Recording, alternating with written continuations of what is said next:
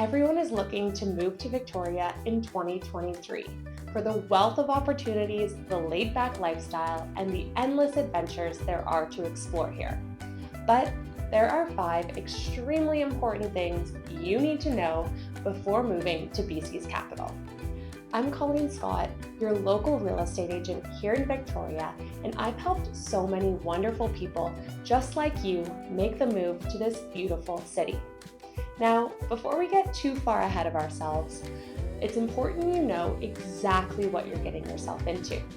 So, in this video, I will be going over the 5 things you need to know before moving to Victoria in 2023. Be sure to like this video, subscribe to my channel, and leave a comment below about the things you love or maybe don't love about living in Victoria.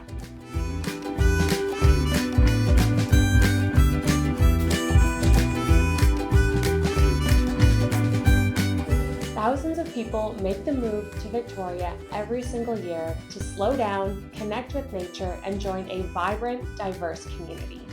I love Victoria and I'm confident you will too, but there are a few important things you need to know before making the move, so let's dive in. The first thing to consider is the high cost of living. Victoria was named the 3rd most expensive city to live in, behind Vancouver and Toronto. And like many major cities, Victoria is experiencing a housing shortage. And due to the fact that more and more people are wanting to move here, the housing supply is having a really hard time keeping up.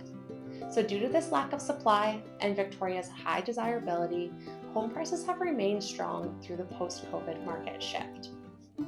The average cost of a single-family home in the Victoria core is about $1.3 million, with condos costing around $580,000 on average. Rental prices here in Victoria have increased about 10% since 2022, averaging $1,300 for studio units, $2,000 for 1-bedroom units, and $2,700 per month for 2-bedroom units. Groceries, gas, and other living expenses are also among some of the highest in Canada. So come, enjoy everything this wonderful city has to offer, but just know it's not going to be cheap. The second thing to consider is the access to entertainment. Victoria has a very big city, small town vibe to it, and we don't have easy access to large concerts or professional sporting events like you'd get in larger cities like Vancouver or Toronto.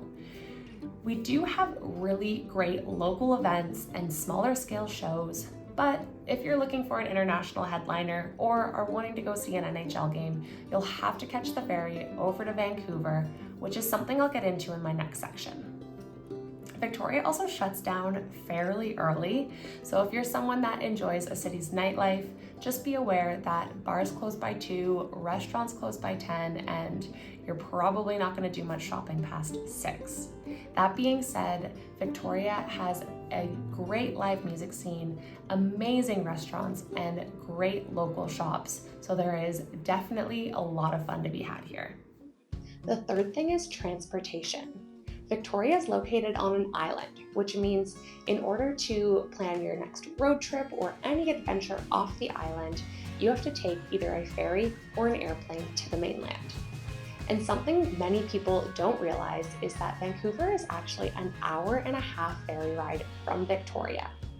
So once you calculate the commute to the ferry, the wait at the ferry ride, and your drive to Vancouver, your total trip is about 3 to 4 hours, with a cost of around $200 round trip for the ferry.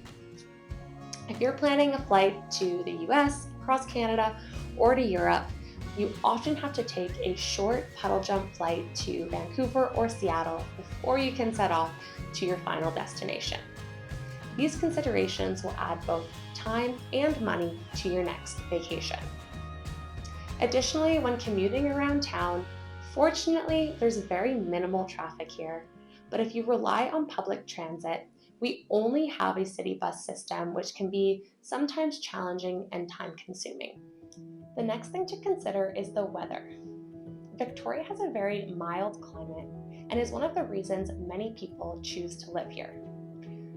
Unlike many other places in Canada that experience extreme weather conditions from -20 in the winter to +30 and humid in the summer, Victoria has a much more stable climate ranging only from about 5 degrees in the winter to 25 degrees in the summer.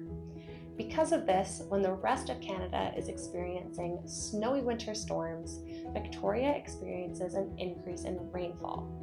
That being said, on average, Victoria experiences less rainfall than Vancouver, but you should definitely still be prepared with your rain jacket. Because of the ocean breeze and the low humidity, the summers in Victoria are often much cooler, and even on those hot, scorching days, you'll likely need a sweater by the time the sun goes down.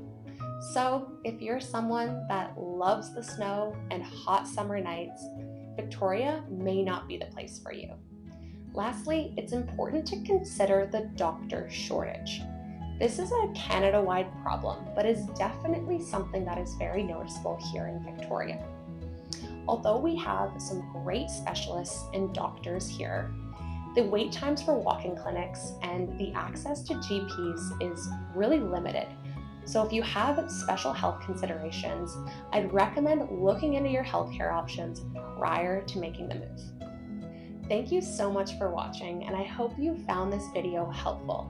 If you have any other questions about what life's like in Victoria or how to best plan your move, please give me a call at any time.